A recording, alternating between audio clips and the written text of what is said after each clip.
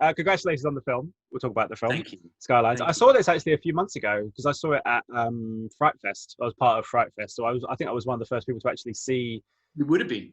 I actually enjoyed it too, and it was a massive risk. You know, it joining a movie like that when you try and sort of care for your reputation as an actor is really dicey, and unless everything works, because it could have been just terrible. I didn't know the director. I hadn't watched Skylines, and it worked just fine. And Liam's great. I mean, he did. It's like you know, it's got from the school of Neil Marshall, and you know that world. I would say Ridley Scott, but that's more Neil Marshall's from the school of Ridley Scott. But Neil tends to throw everything at his movie. You know, everything's in it, and everything's in this, and it's just great fun as long as you know what you're going to get. If you're thinking you're going to get Citizen Kane, you're out of luck. It's a glam rock fest. It's a fun, you know, it's Muse, not Radiohead. Yeah, that's a very good analogy. I like that. That's a good one. I like that very much. But it is. I mean, is it good as well as an actor to sometimes take that leap of faith? And sometimes you would take that leap of faith with a drama or something that you think might, you know, get good reviews or, you know, all that kind of stuff. Whereas sometimes it's quite good to jump into something where you don't know too much. You just think, well, it should be fun if nothing else. It's great as an actor to do that. What you don't know, of course, is is whether or not the director is on your planet. If you're on the same in the same page, and if, for example, he thought he was making Citizen Kane, and I thought we were making, you know, Rocky Horror Show, then we were in trouble.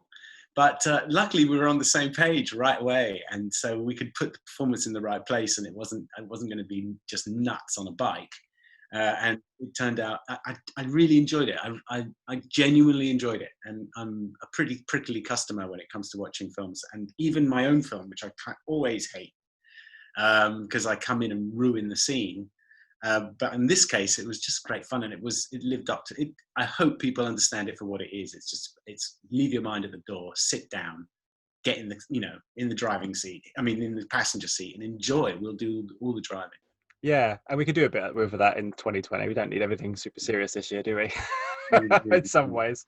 And you know, if you want to, you know, zoom out, there's lots of good stuff. There's, you know, we're talking about identity politics. We're talking about gender fluidity. We're talking about prejudice. I mean, you can get in there if you want to put your foot in the door and, you know, desperate to find issues to chew on. I was going to say, actually, because it is a movie that does touch on a lot of that stuff. And I mean, sometimes, I guess, when you read a script and you see the title is Skylines or whatever it was called before, and you kind of describe what it is, you kind of get a sense. But then I guess when you read it, all of that stuff kind of bleeds through in a good way, in the sense that it isn't just about aliens versus humans. There's a lot of politics there, a lot of politics that people are dealing with, even in 2020. Yeah. Really, more than ever in my lifetime. I mean, I think now we can all safely know that we know queer people, transgender people, and we are learning to get to this new roadmap for how we respect each other for gender choices, and above anything else. And obviously, black politics is roaring into life again, unfortunately, and you know, generally the other are making a noise now that people are stepping on our feet, and that's been pretty. And this movie doesn't shy away from it. And to meet Liam and to talk to him, you would not know that he was dealing in those things, and he was interested in that. You know, he's a boy from Massachusetts, or I think somewhere around here. I'm not quite sure, but I think it's somewhere around here.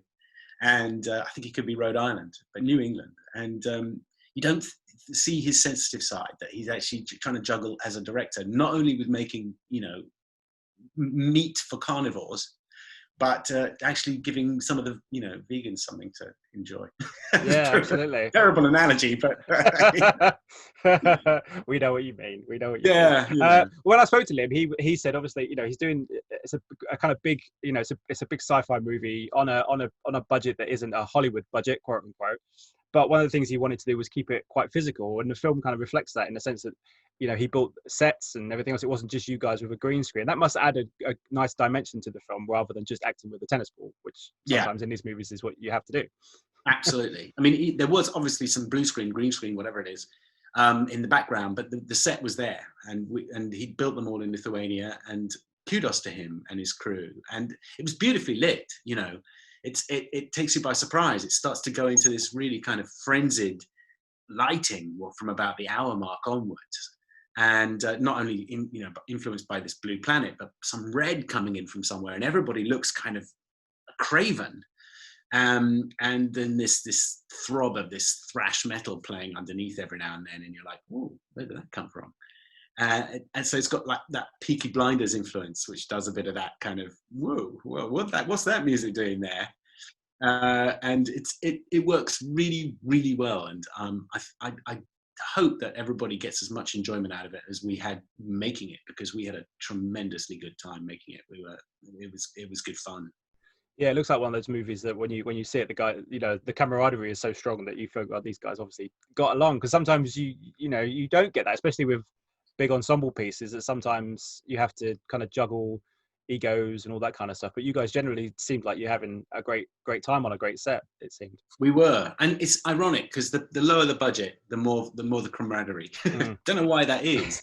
But part of the reason is we're all there because of the lowness of the budget. You can't schedule like actors to swoop in for 2 days and go away again and get everything shot. You just don't know how. It's just very fluid, the filmmaking process. So we were just sat around in Rhona Mitra. There was a bunch of us, all Lindsey Morgan. Everyone was there hanging out, and we were all trying to basically make sure that Lindsey wasn't dying, because the part was so demanding of her, because she not only had to do these fights, which is a nightmare, by the way, get choreographing fights. And I'm glad I'm a wimp, because I never get cast in those roles. And then she has to have the wherewithal intellectually to remember the lines. So yeah, it was a really friendly place to be, and that can only be done by if the director is pleasant and the star is pleasant. And any one of those two things goes wrong, the mood on a set is a whole different deal. Yeah, well, you've done some big budget movies. I mean, is this an environment you, I guess, prefer to a degree, because obviously there's no kind of, I guess, studio pressure, not so much on you personally, but on the movie itself to do certain things and to make money, because you've been on a few of those sets. I can imagine they're a little bit different. They are very different. You have to work a lot harder on a low budget movie, because you are constantly helping fill in gaps in the budget. So you are turning up early, going through rehearsals for things that you wouldn't normally need to bother with. You're doing a lot of your own stunt work, for example, if you're an action figure, an action hero. And that it makes for a very different, and also a much more a community-based experience on set. And even grand old men of the movie and theatre world, like James Cosmo, who came in. He was like hanging around, having coffees, chilling with us and enjoying swapping stories. And then Liam would shout action, and we'd jump into literally action. And then we'd be all exhausted, and he'd say, like, we need to do it again. Okay. Oh dear, good stuff.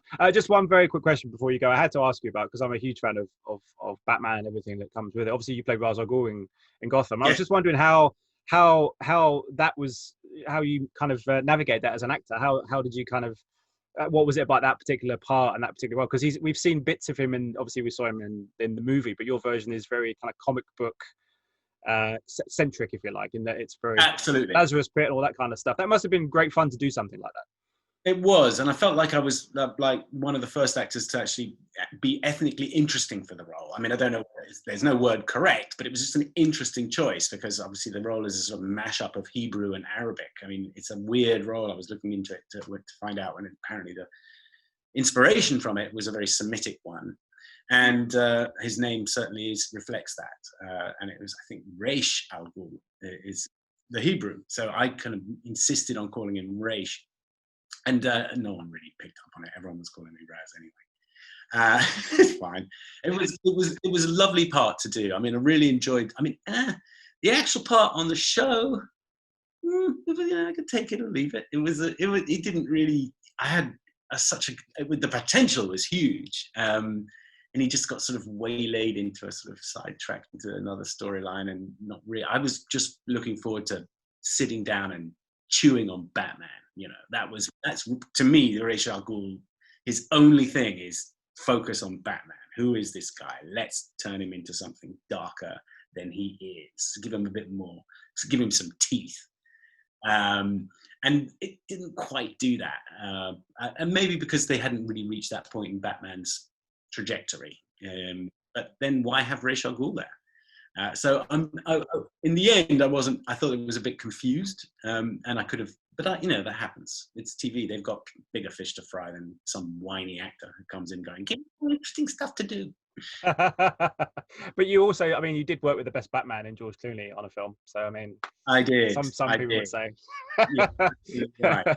Not so much himself, but you know. No, he was Alexander, thank you so much for your time. Absolute pleasure talking to you. You're very welcome, my friend. Sorry for having trouble. Sorry for being late. No problem at all. This is the new normal, as they say. It is the new normal, indeed. Take care. Thank you so much. Take good care. Cheers. Bye-bye. Ladies and gentlemen, you're watching Hey You Guys! Hey You Guys, huh? Hey You Guys. Is that from the Goonies? It is indeed, yeah. Nice. Hey